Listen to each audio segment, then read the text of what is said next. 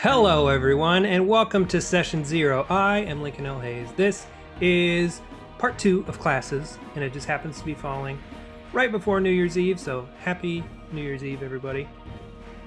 We did it. We got through 2020. Thank friggin' God. But we're not here to talk about how crappy 2020 was. We're here to talk about D&D stuff, so let's just jump right in and introduce our panel of guests. We got some new faces. We got some old faces. We got some, not old faces, that's mean. We got people who've been on before. That's the way to say it. Starting on my left, working our way around. He's back. He's the Pungeon Master, but this time he's here to talk about his Cleric. Welcome back to the show, Alexander Stine. Well, thank you so much for that kind introduction, sir. Tell us about your Cleric. One of the main characters that I play in one of the many games that I play is Arashi Taisho, my Water Genasi Tempest Cleric, otherwise known as a fuck you Cleric. I can curse on this show, right? Because I just Hell did. Yeah, you can. Yeah, I love the fuck you Cleric. If you touch her, she shocks you. She can push you away. The Channel Divinity to just do maximum damage is maybe one of my most favorite things in D&D. And this new thing just came out also. And I think I found a way to work around to do even more damage with that, which I'll share with you later on in the show. Delightful. Can't wait to hear more about that. Mm-hmm. Back again, it's Philip Krogmeier. This time he's going to be talking about his sorcerer, Kid Raven. Philip, tell us about Kid Raven. So Kid Raven is a sea elf, and they are a sorcerer, and they are magus. So fun with some old Pathfinder stuff still. But their whole aesthetic is that they are a pirate who channels their magic through their sword. And they are functionally a living lightning bolt. Living lightning bolt, you say? I cannot wait to learn more about that. That sounds fun. Next, we have a newcomer to the show, friend of mine and one of my players in my Chaos Kids, aka Angels of Chaos, as we're working through random one-shots that I find. New player and new to the show. Pat, tell us about Kieran, your ranger. Yeah, so Kieran is my first and only D&D character so far, human ranger. Kept it relatively simple for the first time, but he shoots things from a distance and delving into some of the Horizon Walker magic stuff. And as we've learned with humans, cannot see in the dark. But we fixed that with some items. Next up, another newcomer to the show, but my OG player of 2.5 years on her second character now. Welcome to the show. Ellen, tell us about Arliss Lone Winter. Hi, yeah. Arliss Lone Winter is a half-elf, technically multi-classed paladin sorcerer, but I'm here to talk mostly about paladin shit. Arliss is an orphan from a remote town that is home only to a monastery school that prizes order and neat civility above all, and worships the god of order, hence the paladin side. But turns out she's got this latent wild magic sorcery that she just cannot keep a lid on. So she is off trying to impress all of her teachers and the monastery staff while secretly these days actually learning more and more about how maybe wild magic sorcery is not ruining her life. For sure. One of my favorite things is when Arliss fails on her rolls and she grows random appendages. Happens all. I am blue all the time. All the time. And coming back, his second appearance since the first episode. Welcome back, Death Star. Tell us about Oliver Briarwood. Yes. So Oliver Briarwood, he is a human wizard. He's a young chap. You think wizard, you think beard, hat, old. No. This is a young, frisky chap. He is, if I had to pick a famous human to play him in a movie, I would cast Ed Snowden, just for a visual on his appearance. He's a thin, wiry guy. And he's a lawful evil prick. He knows how smart he is, and he will lord that over you. He does not respect people he considers his inferiors intellectually. And he's a powerful guy. He's an abjurer. He practices the abjuration school of magic. He was raised in an orcish tribe orphaned at a young age, and rather than attempt to compete with the orcs on a physical combat level, he practiced the abjuration arts so that he could protect himself and get away fast if things got hairy as a young man. And he fights like a coward, but he'll still beat you. He'll turn his skin into stone. He'll turn invisible. He'll cast speed spells, flight spells. He'll get away from you and hit you from afar. He's a real nasty fella, a coward, and a prick. That is awesome. Even more so because on the last episode, I talked about how I wanted to build basically a muscle wizard. So then I did on D&D Beyond, and he is an orc who learned from a wizard magic. So kind of the antithesis of your character. That's delightful. We should duel sometime. That would be great because he is lawful good. He is all about that justice, baby. All right. First question to the group. We're going to start with Alex and work our way around the squares as we just did. Alex, Arashi, which came first? Water Genasi or Cleric? The Cleric came first for this particular build, but it was also more sort of backstory because while I've always loved the Tempest Cleric, I had this idea of sort of like a quixotic knight traveling from one end of the world to the other. So when we started off, I actually had a squire with me, Kazencia, who we had saved from an orphanage, and she had joined me on my pilgrimage across the lands. I had discovered an ancient god named Harladra, basically sort of like your Titans in Greek mythology, where the history of them has pretty much been wiped clean, and the new gods, the new pantheon has taken over. So how best to really like do that? I was like, well, fuck. I mean, like I could be Cleric, Paladin. That's the easiest way to go. But then it's like, hold on a second. What kind of a god is this? And she's all about the storm and the fury. And I was like, this is perfect. This is perfect. And plus, the Water Genasi gets a little boost to their wisdom too. So that didn't hurt. It all just sort of seemed to fit together. Yeah. Awesome. All right. Same question to you, Philip. Which came first? Your sea elf or your sorcerer? Definitely the sorcerer. I came up with Kid Raven for a pirate-themed campaign that I was DMing, and had initially conceived of them as an NPC who was going to kind of oversee the whole thing. I had the idea for a mashup sorcerer and magus build for a couple of years that I was fleshing out, and decided that sea elf was going to be the thing to match up with the theme. Now, in actual gameplay, that only ever got to like a single session. And so now Kid Raven is wreaking havoc over a replica of Midgar in a Final Fantasy VII themed campaign. That sounds great. And way to reuse your characters. That's the way to do it. Next, Pat, what did you come up with first?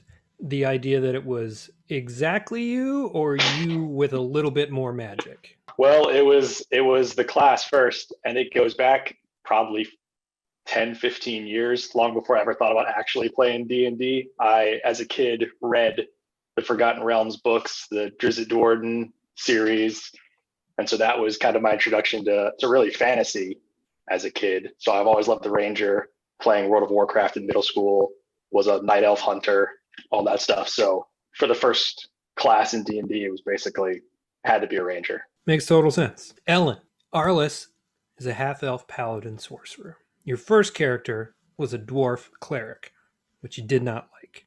Out of the box, bleh. What made you go half-elf, paladin, and sorcerer? Complicated question. Well, I knew I wanted to be able to smash things. That was really important to me. But mostly I just wanted to run into battle and deal a lot of damage. And you can do that as a cleric, but everyone is always asking you to heal them, which is so irritating. Like, I will heal you if you are dying. Exactly. I feel exactly the same way. I'm sorry. I had to jump in there. No, please. I'll pop you up when you're unconscious. That's it. Thank you. Yeah. So Paladin felt like similarly lawful, really good at channeling godly energy to smite things. But as coming from a writerly theater-y background, there just wasn't quite enough conflict. So when I really was able to combine really I stumbled over half wild magic and was like, the idea of something so chaotic and silly and like not optimized for success in any way was so fun. The idea of taking somebody who is so like holier than thou and perfect and making them so fully imperfect was like perfect. As for the half elfness, I just wanted to see in the dark, to be perfectly honest. The rest of it, Smart. I actually came up with like the fact that the pulling from my Catholic character, the monastery is run by dwarves, so I knew who they were before I actually was like, oh yeah, I should choose. I have to be somebody. I guess a half elf would stick out like a sore thumb, like it's very tall sore thumb in a room full of dwarves, and she can see in the dark, so that's good enough for me. Hey, best of both worlds, right? And Chris, which came first, human or wizard?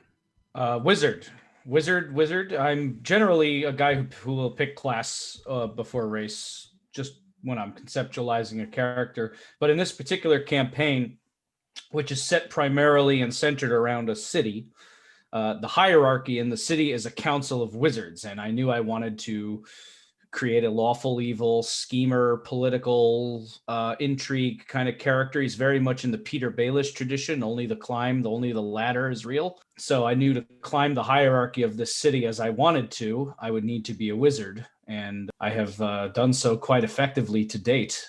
Excelente. All right. I did this last time and it was actually a lot of fun. We're staying in grid view for this one. We're going to go around and I'm just going to have everybody raise their hand if they've played the class before. Starting with Cleric. Who's played Cleric? Who's played Sorcerer? Who's played Ranger? Who's played Paladin? Who's played Wizard? All right. Very good, very good. Okay. Next question to the group. Starting with Chris. What do you love most about your class, and what do you feel is lacking about the Wizard? What I love most about the class is just conceptually, I like the idea of a wizard because a wizard studies magic. A wizard learns magic. A wizard is not born with his or her abilities. A wizard learns their abilities and studies and puts work into it. And as a concept, I like that. And also wizards get very, very powerful the higher up they get. What's lacking? Not much. The only, I guess, the biggest challenge, I think, to playing a wizard is lasting the early levels when, a stray skeleton can kill you, just something real, somebody throws a rock your way, you could be doing your life-saving rolls there. So the old squishy wizard syndrome. Yeah. So you got to get past, I'd say if you make it up to level, this is a personal assessment, not any kind of actual stat, but if you make it past level 5 with a wizard, your chances of survival end up like increasing by a huge exponent. Agreed. Mm-hmm. And that's just from watching the wizard in my party. Yep. Ellen, it's tricky because you are multi-class, but we're going to stick with Paladin specifically. What do you enjoy about Paladin? What do you feel is lacking? Well, I think that what I feels lacking about Paladin shows up in why I'm multi-class. But the hands down, I think the best thing about being a Paladin is Divine Smite. I mean, like, just to roll in there and that you can attack sort of like physically, non-magically, like you're not limited by like being squishy. Like you always got a weapon in your hand that you can make it work if you're like the action economy of like spells and like being protective over like, am I going to cast or not going to cast, matters a lot less when you have the option of just being really good with your battle axe. And then to go ahead and like compound that with like, oh yeah, and also I can like zap in the power of my god and like crush you, especially if you roll a nat 20 and just ruin everyone. So like that is totally the best part. Arliss does frequently. It's the best part. I think the hardest for me, the limitation of the Paladin was the spell list. Like, you are magical, but as mentioned with not really wanting to be a cleric, like the spells at the Paladin's disposal are very like, I will bless you, like let me help everybody else, and I'm just like, a little more selfish than that. I like don't really want to take care of everybody else. I want my like magic in addition to my like battle axe to do a decent amount of damage. Also, it should be noted that Ellen has a 1-year-old son, so her not wanting to take care of the party makes total sense because she takes care of a human all the time. I do. She has a husband too that got to take care of. And if A you know level 1 Dylan, human. you know that's true. Yes, I bought he's him a very level 1 charismatic. human onesie. It's It very was cute. perfect. Yeah, it's I great to, got like, that for my friend Alberto, who just had a baby also. Sorry, but level 1 human onesies for everybody. everyone should have Across it's the like board. strength 0, intelligence like 1, you know, Mhm. wisdom 0, and then it's like charisma 19. Because he is. He's a cutie Mhm. pie. Also, one of my favorite things that Ellen has ever said in regards to our game, we've frequently had to take, time off for this, that, or the other. But I can't remember if it was in person or in text. Ellen just says, "Can we play again? I really need to smash something." She 2020, had like man. she had like a 2020. 3-month-old baby at the time and was like, "Understood. I will schedule a game immediately. I'm so sorry." But none of this talking. I don't want to role play. Let me at him. There have been sessions when Ellen's one being like, "Can we have combat, please?" What he feels limited in the Ranger class. So I'd probably say variety, especially in terms of combat. When my turn comes up, I'm going to do the same thing I did last time, which is shoot the thing. With the exception of, some very specific use cases for some of the spells. It's it's simple. You don't have to like worry about burning spell slots and all that stuff, but in longer combat encounters can get a little stale, especially as we're getting to higher levels and, clerics are invoking divinity and druids are shape-shifting, all kinds of stuff like that. But it's not too complicated. And then the thing I like most about it is outside of the combat, it reflects my personal career and interests very strongly. So I can draw on that for a lot of the role play exploration stuff, tracking animals or creatures and woodcraft, that sort of stuff. So it dovetails enough with my personal interest and experience that it makes it easier to get into the character. That helps tremendously. Philip, pros and cons. Sorcerer class. I play it. Ellen multi-class in it. What do you think? I would say that their only real kind of downside is that they do not grab spells at the same kind of speed of progression of some of the other casting classes, but they more than make up for that in their just sheer variety. Spontaneous magic is kind of my jam. Back before playing Kid Raven, my very first sorcerer character was a Gestalt sorcerer and favored soul back in 3.5. And favored soul was basically a cleric, but if they could cast like a sorcerer. So they had the same spontaneity of casting, but from the divine side. Plus, combining that in the Gestalt with the sorcerer, I could cast whatever divine or arcane spell I knew at any time. It was just magic everywhere all the time. That is incredible. That sounds like Ellen's dream. And just something for Chris really quickly. You know why wizards have beards, right? Why? Because razors do 1d4 damage. You son of a bitch. Very good. Very good. I like that. That is a good bad joke. I love it very much. And lastly, Alexander, I know you're upset. You're the Pungeon Master. No, the Pungent Master is pleased. Okay, he's upset. He's not upset. I don't know. Cleric. Please accept this offering. Not everyone who cries is sad, okay? This is a look of respect for you, sir. Thank you. Clerics, you're looking at a class that gets its domain feature at first level and has the most versatile subclass list to choose from. You could basically make a cleric into anything. You could have a frontline fighter because some of them get martial weapons and heavy armor. You could have a trickster who goes invisible and just messes with people. Or you could create Thor, but like from Japan, which is basically what I did. If there was ever a thing that I think that is like a downside to a cleric, and this is purely from like a sort of a DM player, almost like RP side thing, is that I'm not a huge fan of like proselytizing, and sometimes I feel like I'm sort of pressured to, like be like, my God's the best God. Come and be a missionary and sort of spew the word of gospel. Like me personally, I don't really vibe with that so much. So like I like the idea of maybe like a cleric and a warlock being similar in the way that maybe your power doesn't come from a god, it comes from some other source, But other than that, like you're a prepared spellcaster. During a long rest, you can kind of look at what your day looks like and say, like, am I going to get into some scraps, or do I need to, pack a bunch of utility stuff? And you can really shape and mold your spell list to really help out for the day. But much like Ellen Arliss said, I'm not here to heal you. No. No. Keep it together. I think that healing in D&D is just like so weak. Sort of the bang for your buck. Like I'll pop you up with a healing word. That's the only thing that I'm gonna pack. Maybe revivify if I have the components and I feel like someone might die. Other than that, fucking take care of it. I couldn't have said that better. And coming from a holy man in the game, that's just do it. Just do what the holy man says. Maybe I got this idea because I'm a Mets fan, so I feel this way about my baseball team. But maybe to solve your problem, you can like hate your god, even though he's your god.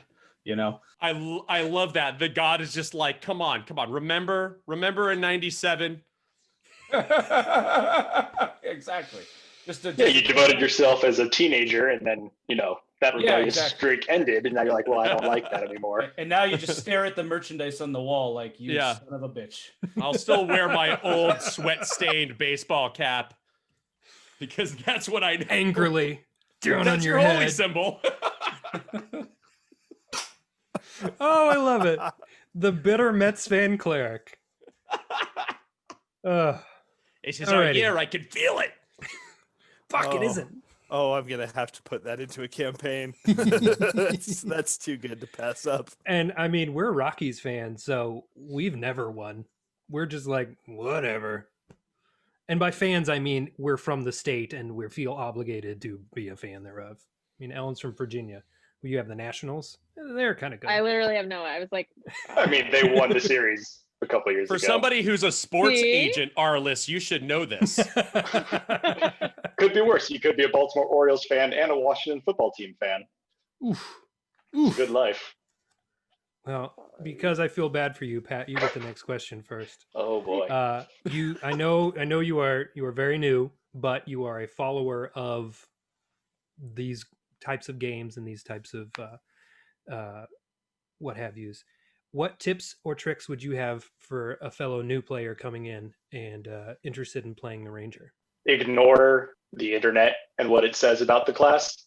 I mean, some of the things, because like the prototypical Ranger, right, is your Beastmaster, the guy that you get your cool pet and you go on, the D&D subreddit, everything like, oh, it's terrible. Like nobody, just pick a fighter and take a bow. And yeah, Tasha's hopefully has solved some of that stuff. I haven't looked at it yet, but definitely coming in and designing a character, looking at what more experienced people, their opinions of it kind of pushed me away from some paths I might have taken if it was just me or in a void or whatever. And partially too, the druid in our campaign went down kind of that animal handling path pretty quickly. So I was like, we don't need two of those. Like I can do some other stuff. So I would say, if you're picking the class because of like the role player or like the mechanics of it that interest you, just stick with that and don't really look at what like, min-maxers, power gamer kind of people recommend. Because you're having fun. You're not going to get to level 20 in most campaigns, so who cares? It also helps that the druid in our party is Pat's girlfriend, so they can have cohesion there. Going from the newest player I know to the most veteran player I know, Chris, what would you recommend to new people who want to play Wizard? All right. Well, I'm going to put this with a caveat, as I actually wouldn't recommend Wizard as a starter class. However, if you're all a bunch of newbies and you're sitting down and you're playing and somebody wants to be a Wizard, I guess here's what I would say. Wizard is don't be intimidated by casters, but what's advantageous about the Wizard to me is you have the spell book. And you can, a fun way to connect with your wizard is to actually, you can have yourself a spell book and actually have it and look at what's available, what you have prepared, all that. So yeah, I would say utilize the fact that a wizard actually keeps a physical spell book. And the only advice other than that is stay close to your fighter or barbarian. Or stay in the back. Yes. Just stay in the back. Yeah, Use those range spells. Magic missile at early levels, especially magic missile. That's my avoid those parties where your only tank is a cleric. Yeah. Abraca, fuck you. Exactly. For Adventure Zone fans. Ellen, still kind of new with the multi-class paladin sorcerer, but what would you say to somebody who said, "Hey, I was thinking about playing a paladin"? I think paladins are great for early on. I mean, I say that because I did 2 levels of paladin and then worked my way up of, sorcerer for a long time, and now I'm back building up paladin. So I'm as new as you are building my paladin side up, really. But I guess just have fun exploring the different things, like the different oaths that you can take, like the most straightforward one of, I don't even know what it is. I'm sure one of you experienced paladins do, where you basically you're like, I'm here for you, God, certainly seems like the most straightforward, but there are a lot where you can pledge yourself to the crown, or to, if you were to get really, have worked all the way around in the role playing sort of pre-character, choose against basically being a fallen paladin. I opted for Oath of Heroism on a purely role playing basis. Having been out in the world away from my order long enough, it didn't feel right pledging full fealty to my god. Instead, it was I'm here and I'm independent and I'm gonna be a hero. I think there's a lot of role playing fun in that. We actually just did Arliss's oath in our last session, and it was really, really fun. You came in and you were a level 2 paladin. And what level sorcerer were you when we first met Arliss? 3, maybe? I think we all started at level 3. Yeah, I forget where we were. I really held on to the sorcery side as a secret. I worked really hard to, it's Lincoln, do not blow this for me. This is my surprise. To really hold on to that I think we'd met several times and played several sessions before, just basically loosely playing as a level 2 paladin basically, and not casting any magic that might set anything off. Covertly rolling on the side, her wild magic thing, and then it went off and everybody's like, what the fuck? She's like, yeah. Here's me. Sorry. Did I summon Flumps again? Oh. It was amazing. That was a highlight for sure. Philip, what would you recommend for sorcerers starting out? There are so many variants, just even within the core book. There are so many different ways that you can flavor a sorcerer. It's ridiculous. Just play around with what sounds cool to you and tell the wizards that they can stuff their school and whatnot. Just go have fun with it. I will say that Kid Raven, being a sorcerer and magus, had the spontaneous casting and prepared casting going side by side.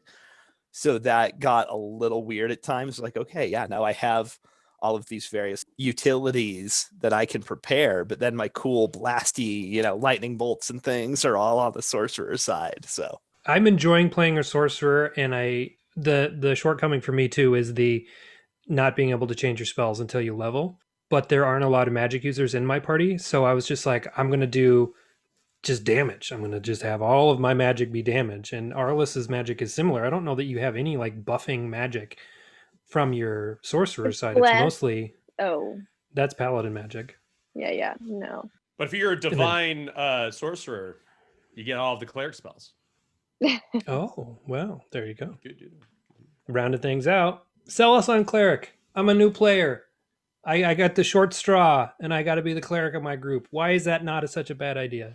That's so funny that you say that, because there are a lot of people oh, do I have to be the cleric? And we've touched on it time and time again. You are not the party's healer. Unless let him die. Unless that's what you want to do. If you want to be that classic quintessential life domain cleric, go for it. Tasha's, there's the peace domain paladin as well. Like if you want to do that, go ahead and do that. But if you want to be just the straight up blaster that could maybe even rival the wizard at times, I personally believe, yeah, I know, but a light domain cleric does get fireball, so What? exactly. So like here you are, a heavily armored cleric casting fireball, blinding people, and every now and then you say like, okay, fine, here's a D4 worth of healing, like take better care of yourself, fighter. I really don't think there's any way for me to like put down this class. I think that hey, it's the best class in D&D. Fight me. There it is. Oh, I saw some looks on some faces in this. Ellen, having played a cleric, will firmly disagree with you. Yeah. I okay. will. I liked it I okay. will just I say liked it. the best necromancer build I ever saw out of anything from 3.0 up through 5e. Best necromancer build I ever saw was a cleric. I mean, that makes sense. What edition was that in, though? That was using a whole lot of 3.5 and into Pathfinder stuff. Got you. But yeah, because they the had death domain. Like, yeah, you can kind of pull it off, but the necromancy school wizard, I think, takes that one down in my book for now definitely, yeah. Good stuff, everybody. Let's go on to the next question. What class would you never play again? Let's start with Pat. Hypothetically, what class do you? Well, we're gonna get to that later, but if you had your druthers and looking at things as they are, what class are you like? Nah. Fighter, possibly, because it just seems like there's more flair. Go barbarian or go monk or paladin or ranger. I know there's some like other stuff, but it's so vanilla initially that I think that's probably, maybe once I've played every other class I'd go to it, but it's probably towards the bottom of my list, not having done anything but a ranger. It's funny you say vanilla. In the last episode, Dylan called himself the pumpkin spice latte of player classes. Steiner, what class are you not going to play again? They're all open season for me. I think that like I will never say like I won't play that class. I want to experience sort of the entire rainbow of options that we have before us. And I gotta disagree. I love a fighter, like maybe I love it. I love going up and attacking things like 4 times with my polearm master and then doing an action surge and attacking 3 more times and just laying down damage. Plus I made a Boba Fett battle master who is like, my DM gave me a vibro axe and a net launcher and I fucking love him so much. Okay, yeah. If I could be Boba Fett, I'll be a fighter. You can be Boba Fett. You could be, it's just how you skin things and build it together. But no, man, they're all good. I think like the monk had a little bit of, I don't know, like I have played that probably the least. I'll say that just because the subclass options, especially the Way of the 4 Elements, like I want to play Avatar, The Last Airbender, but it's just shitty. I'm sorry. Like, I don't know how else to put it. They didn't do a very good job putting that together, making me feel like a bender. It's like, why would I do that when I could just like stunning strike you? And, I'm going to waste 5 key points on this shit. No. Jess Ayers said the same thing in the last episode. Oh, Jess, another alum. That's right. Yeah. Philip, what are you steering clear of? I've played all of the core classes and a whole bunch of other stuff from various expansions along the way. I don't know that there's anything I'd ever really kind of steer clear of again. I guess I'd like to see them come up with a 5e version of the factotum from the old 3.5 Dungeonscape book. Their whole shtick with them was that basically they were Indiana Jones or Rick O'Connell or whichever kind of, or Lara Croft. They were the dabbler. They could do a little bit of everything because of what they'd experienced, and that was ridiculous.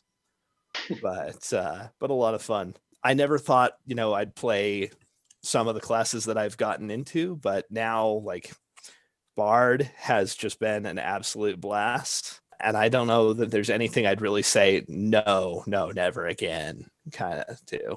They do have the archaeologist class in the Tomb of Annihilation. Is that similar to that? I'm not familiar with anything but 5e. I have to go back over that. I actually have Tomb of Annihilation sitting in the next room.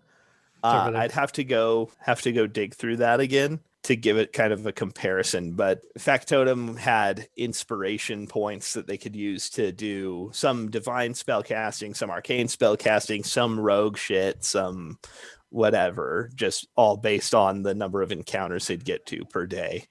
It was weird, but I want to say it was Monty Cook who was behind that book. So it was very cool. Yeah. Ellen, you've played 2.5, 1.5, 2. Yes. How do you feel about other classes? Which one are you just like, nah? I like my characters to be somewhat complicated. I don't like doing the same thing over and over. So I actually would probably say, while I see the appeal of being a fighter and getting to smash something like 2 or 4 times, and being a soul magic user, the idea of being that squishy like kind of turns me off. So I'd say anything where you're not like aren't capable of both like solid like physical melee damage and some magic. As long as I can do more than just no offense, Pat, but like pull out a crossbow and shoot something. It's fair. Probably you should be offended. I don't use a crossbow, so I'm not offended. Touche. And Chris, how about you? So I have 2 answers to this for different reasons. One is monk, and the reason, not that I'll never play a monk again, but I'm going to say like maybe for like the next couple of years, I'm not going to play a monk because I'm currently in a campaign that's going to be wrapping up in another session or 2, a monk, and I've played him from very low level to very high level, and I've ran him out. Like I am damn near unkillable. I do ridiculous damage. I get it. It's an awesome class. Monks, you're great. We all get it. All right. So for as far as monks are concerned, I'm good for a little while just because I've fully explored monk very recently. Fully explored. I don't, the stuff that monks can do at high level is just I've been playing this for almost 20 years. I still can't believe it sometimes. The other is a more personal thing. Now, I haven't touched a bard in 5th because I have a leftover grudge from one game I played. I never touched bard before, and I joined a campaign late. It was a high level campaign. It was like level 17 or 18, and I joined it like for one of the last few sessions. So I rolled up an 18 level bard from 0, and we were fighting this dragon, and it's like, really, I'm playing my lute while everyone's fighting this dragon. Yeah, great. And then and then I got into an altercation with another PC in game, and I got absolutely walloped and humiliated, and that stuck with me. That sting of humiliation and defeat is something I've not been able to let go. Now I think Bard is probably a little better in 5th edition, and I know I play with somebody who has multi-classed Bard with something else and is quite powerful, but there's a bad taste in my mouth with the Bard after that horrible experience. Do you think your displeasure with barddom might come from the fact that you are a bard in real life and you're trying to escape and get into a fantasy, and then you get into this and you're just like, this is all the shit I could do in real life. Yeah. God damn it. Yeah, that might have something to do with it. I would definitely recommend trying out the 5e Bard because of some of the stuff they pick up at later levels. They end up being one of the most versatile casters in all of 5e because they can add spells from other class lists as they level up. Oh, really? Oh, yeah. Oh, I didn't know that. See, I haven't even looked. I'm so annoyed. Okay, so that's I will take your advice on that. I'll give it a look, maybe. Stine. Yeah, it sounds like you've never touched a bard, but the bard has touched you. Hey, now I'm not. We'll be right back.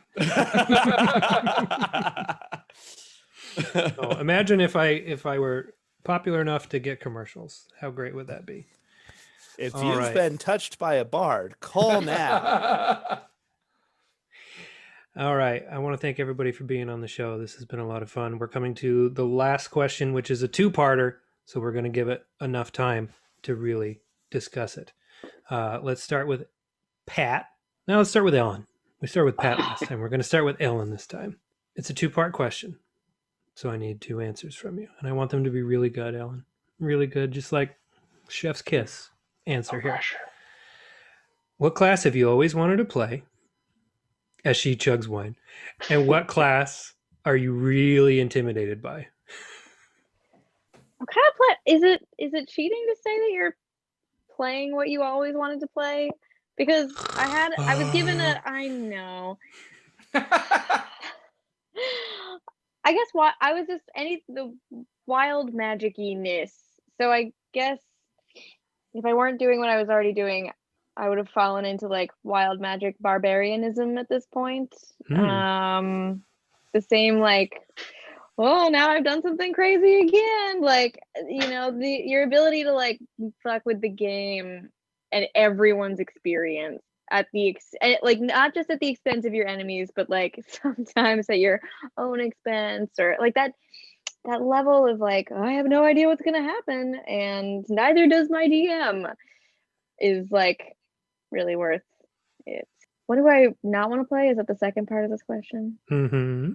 For all of my talk of like the intersection of like magic and like physical strength or heroism, I've just never really felt called to play a monk ever. I don't. Even with Growin in the party, you're never like, that looks fun. Maybe even more because of Growin in the party. I don't know. He was so small and antagonistic. Well, he's a gnome and he's a drunk. I know. We had to go save him a lot. That's no true. Offense. That's he got fair. eaten by like everything. Only one giant alligator. He was so small. Fucking and first so session. Feisty. Dylan, Yeah. I get eaten Can't by be an snack alligator. sized. Yeah, basically. So, All right. yeah. Steiner. Also, our second cat on the show. Hooray for cats. It's Wednesday. I'd lock my the cat dog up out. there. I'm gonna text Dylan and be like, find our cat and bring her here. The fact that my cats aren't in here right now is shocking. But since we have a cat, I'm going to talk to you, Philip. What class have you always wanted to play, and which one are you too intimidated to play? The class I've played probably the least frequently would be wizard, mostly because I don't want to have to actually like sit there and pick out all of my spells ahead of time. I don't know that there's one that I wouldn't play again. And I guess part of it is because I spend most of my time as a dungeon master now. I kind of play every class all the time. But I've had a lot of fun with monks in older editions of the game. I would definitely consider going back to a monk at some point later down the line. But the most recent kind of new pickup for me is Bard. And Bard has been an absolute blast. I love the way they've put them together in 5e. I don't know that I would stray too far from that anytime soon. I've played, like I said, I've played every core class. I want to start playing around more, though, with some of the new variants, and I cannot wait to get a copy of Tasha's Cauldron of Everything so that I can check out some of the more recent stuff, because I have heard it described as basically bringing 5e up to 5.5. That's exciting. Yeah, it's cool stuff. Steiner, can you please pay attention, please? Oh, excuse me. I'm sorry. I was delving deep into this brand new tome that Pat doesn't own. What are you going to do? Let's see here. Well, I've played an artificer in a couple of one-shots so far. We just recently started Icewind Dale, and our DM was like, I just want you to stick to sort of the Forgotten Realm stuff. So Artificer was kind of off the table when we did our session 0, unfortunately. But that's cool. That's the name of this show. Everybody drink. Hey, I said the name of the show. Yes. Yes. So I love the Armorer. I was printing out all of the UA, the Unearthed Arcana when those were coming out. So like I played around with being like we did This was actually the last game we had before quarantine. It was a really long session, really high level one shot. We were playing at level 14, and I made Own It Crast, which is just a palindrome for palindrome, where you switch the things around. Is that what's called? The letters around? Correct. Own It, You got it. You got Own it. It Crast, or is that the same where it's like same backwards and forwards? Palindromes Oh, backwards sorry. and forwards. Anagram. Anagram, thank you. An anagram for Tony Stark, Own It Crast. And so being able to play Own It Crast level 14 artificer with a little like war machine homunculus that got to fly around and shoot things was so much fun. And it's a really complicated class because you get the infusions as well. So I don't know about you guys, but magic items, I feel a lot of the time can be character defining. And when you are able to just swap them around and make sort of whatever you want, I love that flexibility and sort of that complexity. There was a Anything second part of this intimidating? question. Yeah, what Anything- intimidates you? Yeah, that's kind of part of it, is that like I'm not really intimidated by any of these, but that's the newness of it. And also like having been a DM for somebody who played a battlesmith when it first came out, and I didn't know jack shit about what an artificer could do. I was like, wait, you can do what? And because that like steel defender can do so much stuff, I'm like, that doesn't seem right.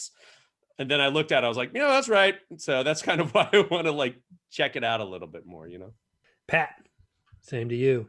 What are you excited to play, and what just seems too complicated? So weirdly, it's the same answer for both in part. So what I want to play, there's two that are kind of tied. The first is Paladin. So just smash and smite and, throw on that heavy armor and just, bring divine retribution to everyone that gets in your way. And then also kind of as a reaction to the lack of spells in a ranger, going to a spellcasting class, like a full spellcasting class, either a sorcerer or a wizard. And I have a character kind of modeled after my dog, who is an incredibly neurotic piece of work. And so I have a gnome. I don't remember if it's a wizard or sorcerer at this point, but like this like super OCD neurotic spellcaster is like very smart, but like can't deal with things very well. So probably a wizard. That sounds really cool to play, but then thinking about the actual mechanics of it is, it's far more complicated than what I have in a ranger currently. Yeah, I said in the last episode I'm super intimidated by wizards. Mm. And it's because of the wizard in our party. He's very, very good at being a wizard. And it's just like, I can't be that good. I'm not going to try. Book it. Don't be scared to be a beginner. That's true. Everybody's got to start somewhere. That's what session 0 is all about. Chris. Should find me some more campaigns. Well, Lincoln, you're afraid of wizards, and I will add, as you well should be, sir. As you well should be. We are a powerful and dangerous lot. That said, to answer your question, as far as classes that I'm excited to play, as Philip said earlier, when you DM, you get to kind of play everything. But as far as sitting down at another DM's table and playing a character, it kind of surprised me when I thought of this, because I've been playing so long, but I've never played a druid. And I like druids. I think they're cool. I have no beef with druids. I just think it's always been, I've had something else in mind, or someone else has claimed the druid before I did, and I don't generally like to double up. So yeah, I think I'm kind of excited. I'll try a druid sometime. That sounds like a blast. And intimidated, I wouldn't say intimidated, but as looming challenges, I look at the warlock in 5e and I think, boy, that's a spell casting class with not very many spell slots. That seems a bit challenging. So yeah, that intrigues me. A character that was given the multi-class of warlock so that I could see in the Underdark along with the rest of my party. I was like, how's this work? All right, but now I have 9 cantrips, so I'm okay. I'm just like, who needs spell slots? Eldritch Blast. Eldritch Blast is your best friend. That's your bread and butter. You do not need spell slots when you're a warlock. You have But Eldritch Blast. guess who forgot they could cast more than one beam of Eldritch Blast for the last month? I'm like, Eldritch Blast, I missed. And then I'm watching Critical Role, and Travis is throwing 3, and I was like, can I do that? I can. Crap. All right, everybody. This has been a very fun episode. I hope you've had a good time. We are coming to the end of things, and this is where we will do plugs. So we'll go around the way we've been doing it. We'll start with Alex. This is going to drop on the 30th of December, right before New Year's Eve. So what do you got coming up in 2021, Alexander Stine? Fantastic. Hi, yes. My name is Alexander Stine, also known as the Pungent Master. I am the host, writer, producer for The Floor is Dungeon podcast. As of this recording, we have 3 episodes out, but you probably have already listened to all of them, seeing as how this comes out in December. I expect everybody who watches this show to listen to my podcast. Better. So that means that by the time this drops, there should be 6 episodes. The premise of it is that I kidnap a couple of my friends to play D&D with me just because it's so hard to schedule. And I pull them from wherever they are into my time lab. And we do a character building session where we roll for random days of the month. And based on the day that you get, you build your character off of that. And then I go back and I build an adventure based off of the notable events, holidays, and things that happened in that month. So in a way, it's sort of a history podcast with still some like topical things going on. So the November adventure is a little political, if you get what I'm saying. Just given everything that's going on. Hey, listen, King Trumpkin shows up. Spoiler alert. So it's fun, it's funny, and you learn a little bit along the way. So check us out, the Floor is Dungeon, and you can follow us on all of the socials at Dungeon Floor. And your socials, sir? Mine? Oh, yeah. Me personally. I mean, like on Instagram, I'm at the Steiner, Stiner, like R.L. Stine spells it. Twitter at Alexander Stine. Philip, what do you got coming in the new year? This time next year, there might be some in-person D&D sessions going on, so who knows?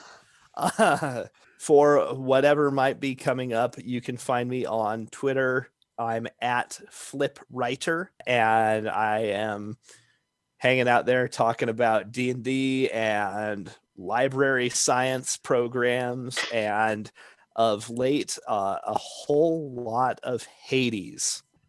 Well, there you are. Philip is a very fun Twitter follow. I recommend. Pat, how about you? What do you got coming up? Well, start of the new year, I get to leave this box and spend all my time in the frozen wastelands of Indiana collecting wildlife data for my job as a deer biologist and deer researcher. So if you're interested in the occasional photo of frozen cornfields and wildlife science and stuff like that, my Instagram is at Pat G. McGovern. I don't have the Twitter. Although our research project has a Twitter account, I believe it's at Research in Deer. But what can we learn from at Research in Deer on Twitter? Well, you could learn about deer management in the state of Indiana and how we use scientific data to set things, or not, we don't set things, to help the state set things like deer harvest numbers, the impacts deer have on things like oak regeneration. And we're starting a new project kind of restarting a new project doing coyote and bobcat surveys using non-invasive genetic sampling. So collecting bobcat and coyote hair and poop. Hair and poop? Perfect for New Year's Eve. Exactly. Dear Lord. Oh my God. The Pungent Master strikes again. Cleric. What do you got? I'm trying to withdraw from the socials, but you can, if you're looking for a good book, I would recommend Amber Garza's When I Was You or Amy Meyerson's The Imperfects, both of whom are authors that I work with on the regular. What else? I guess in the spirit of, for me, this episode's theme, if there's a cleric in your party, she's probably feeling something akin to, speaking as a new parent, if you make me come back there and it turns out that you still have 10 hit points I will turn this car around and we will go home. So that's all I have to plug. Don't make your cleric save your ass. I never really thought of the cleric as the parent of the group, but 100% from now on, they're going to wear blue jeans. They're going to be pulled up too high and they're going to drive a station wagon. They are the team mom. I didn't get to How tell you feels. about Stuart Richardson, my order domain cleric. But he did a lot of clerical work, and he worked in shipping. So that's why he got orders in. I'm He was just trying to embarrassed. find where his for my show. vacation pay was. I'm embarrassed for my I've show. really gotten along with that character. You know, And lastly, Lincoln, you do have editing capabilities. I do. And the fun thing is, no one has seen any episodes at this point. Yep. So you have no idea what this looks like in post. I do, and I know how much work it is. And we thank It's you delightful. And I thank you all. Rounding things out. Death Star, what do you got coming out? So two things. None of them are unfortunately D&D related. Although I'm playing more D&D now than I have in my entire life. So I have a lot of it going on, which is great. But two things I want to plug. First of all, my socials are everything is The Chris D'Amato. Facebook.com/The Chris D'Amato, Twitter The Chris D'Amato, Instagram The Chris D'Amato. Check me out there. It's usually just me goofing around with my cat 9 times out of 10. But I'm an actor, and which brings me to my first project. We're shooting it in January. It's a play that I wrote that we have adapted for the screen called The Information War. It's a satire about alt-right conspiracy theorist Alex Jones. I will be playing Jones in it. It's wild. It's insane. It gets really nutty real fast, and we're gonna do it, folks. It's gonna be real crazy. A lot of stuff going on. A lot of conspiracies. A lot of government tyrants. It's gonna be all that kind of stuff. It's making fun of him. It plays like 10 episodes of South Park. It's really crazy, and so that's coming out in early next year. We're gonna go crazy with it. So follow me if you want to keep up with that, because it's gonna be a lot of fun. And then second thing is a podcast I do called The Sopranos Podcast. It's about the television show The Sopranos. I think you've had Jordan Hugh on this show a few times already. He is a co-host on that podcast with me. We break down The Sopranos episode by episode.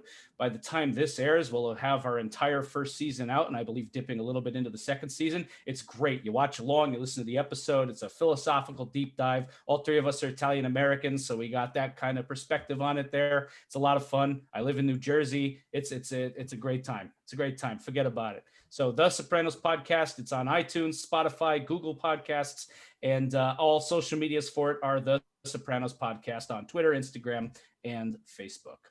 Thank you again, everybody. I am Lincoln L. Hayes. Lincoln L. Hayes on all the socials. You can follow this show on the Instagram at Session Zero D&D Show. You can get to the YouTube page from there.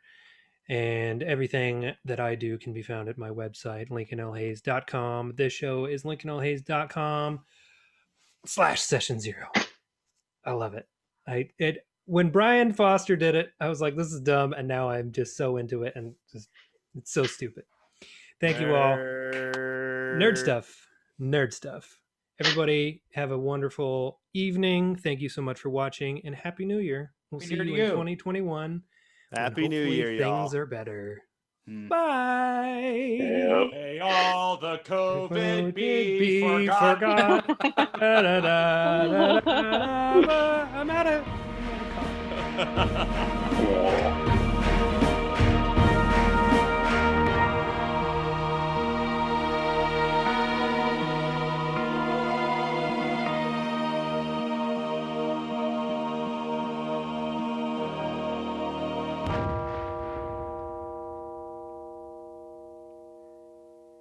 Hey, it's me again.